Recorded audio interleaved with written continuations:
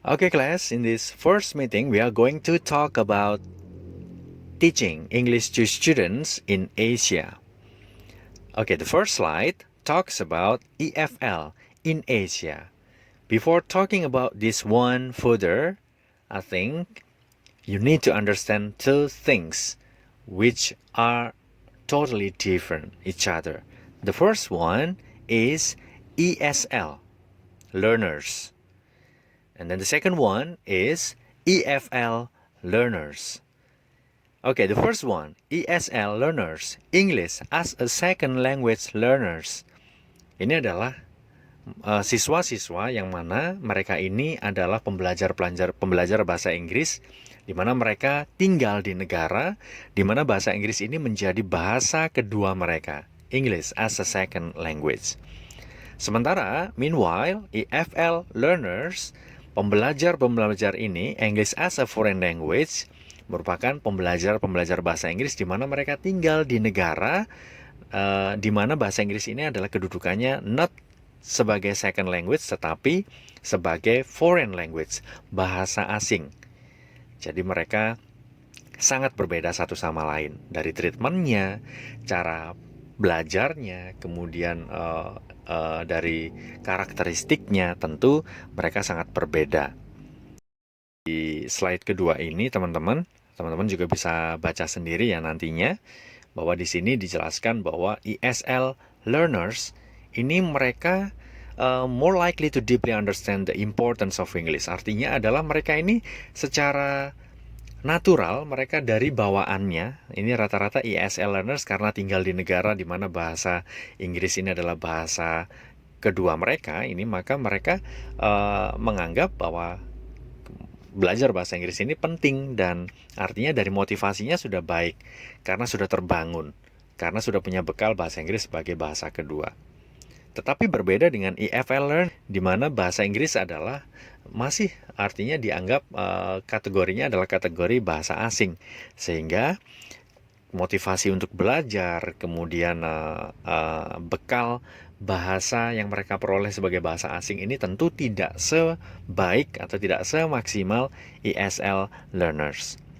Kemudian ini ya, the debate and discussion generate that we should do further research for an effective student-centered approach that is appropriate for teaching school children in Asia.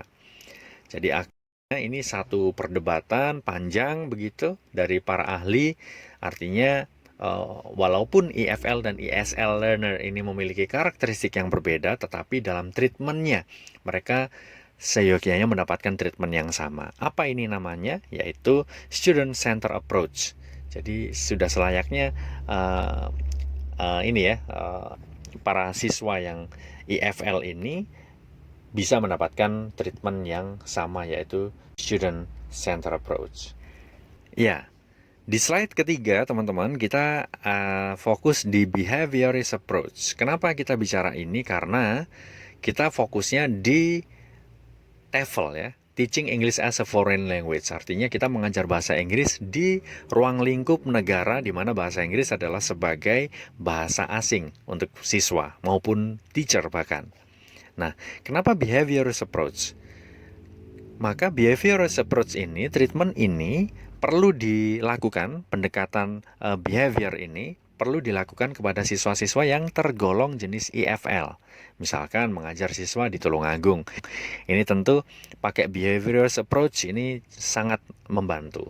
Kenapa? Karena di sini dijelaskan bahwa di sini siswa-siswa yang pasif ini harus benar-benar didekati behavior ya. Jadi mereka yang pasif ini bisa diberikan direction khusus, bisa diberikan stimulus khusus di situ. Kemudian silabus dan lesson plan-nya, RPP, rencana pembelajaran. Rencana pembelajarannya adalah ini ya, sudah tersusun dengan baik dan disesuaikan dengan EFL tentunya. Kemudian secara teknis ini biasanya pengajaran dengan pendekatan behaviorist approach ini menggunakan teknik drilling ya. Jadi diulang-ulang setiap hari sampai mereka menjadi hafal, mereka menjadi terbiasa seperti itu. Kemudian they are prevented from making errors also. Di poin ini mereka juga diupayakan supaya meminimalisir adanya kesalahan-kesalahan. Ya, jadi kemudian adanya reward di sini ya. Jadi ada reward, ada praise and reward untuk mereka-mereka yang berhasil misalkan mendapatkan nilai bagus, mendapatkan poin yang layak untuk dikatakan mereka ini bisa berbahasa Inggris dengan baik, maka mereka masih harus distimulus dengan adanya reward supaya motivasinya bertambah. Oke, kemudian slide selanjutnya adalah tentang humanistic approach. Jadi di slide keempat ini adalah treatment yang pas untuk disampaikan kepada siswa-siswi yang termasuk berkategori EFL. Ya, jadi pembelajar-pembelajar EFL learners, di mana bahasa Inggris ini adalah sebagai bahasa asingnya mereka. Ya, kenapa humanistic approach ini perlu disampaikan? Karena ini sangat baik tentunya adalah untuk untuk memunculkan motivasi mereka, kemudian fokus mereka dalam belajar. Dan di sini humanistic approach ini adalah lebih mengutamakan prosesnya dibandingkan hasilnya. Jadi harus telaten karena bahasa Inggris adalah kategorinya bahasa asing.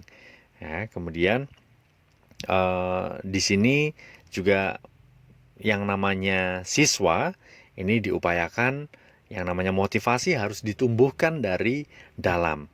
Jadi tidak selalu dari reward yang diberikan. Jadi motivasi yang diupayakan supaya nanti seiring dengan kebiasaan mereka akan memiliki motivasi yang tumbuh dari dalam diri masing-masing di situ. Dan ini memang intinya adalah proses ini jauh lebih penting dibandingkan hasil ketika kita berbicara tentang humanistic approach.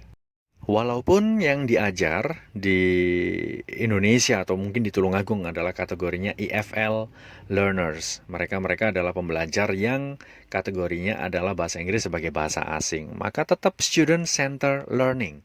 Ini harus menjadi satu metode yang kita terapkan dalam pengajaran. Ya, jadi semua pembelajaran ini berpusat pada siswa. Tidak lagi tergantung pada guru. Harus mulai dibiasakan. Ini ada beberapa poin, ada noticing. Jadi harus dibiasakan siswa ini mulai bisa notice problem yang bisa diselesaikan. Artinya mereka ada masalah, harus bisa menyelesaikan masalah tersebut, termasuk dalam pelajaran bahasa Inggris. Kemudian wanting, ada rasa ketertarikan untuk menambah menambah ilmu pengetahuan tentang bahasa Inggris supaya mereka bisa memecahkan masalah-masalah yang ada seputar pembelajaran bahasa Inggris. Kemudian berani mengambil risk atau resiko. Jadi artinya dengan berani mengambil resiko artinya mereka melalui proses bersalah, melakukan kesalahan, melalui proses mereka tidak bisa menjadi bisa. Di sini mereka harus punya motivasi untuk melewati semua itu, mereka harus berani. Salah tidak masalah. Karena bagaimanapun bahasa Inggris di sini kedudukannya adalah sebagai bahasa asing. Kemudian playing, experimenting. Nah, di sini supaya mereka bisa senang, enjoy dalam belajar bahasa Inggris, mereka juga atmosfernya adalah atmosfer bermain. Jadi anggaplah belajar bahasa Inggris ini seperti kita bermain. Bermain peran, contohnya misalkan berdialog, conversation, ngobrol dengan situasi-situasi yang ditentukan. Ini tentu juga akan membuat siswa lebih enjoy dalam belajar dan lebih banyak sekali eksperimen yang akan didapatkan.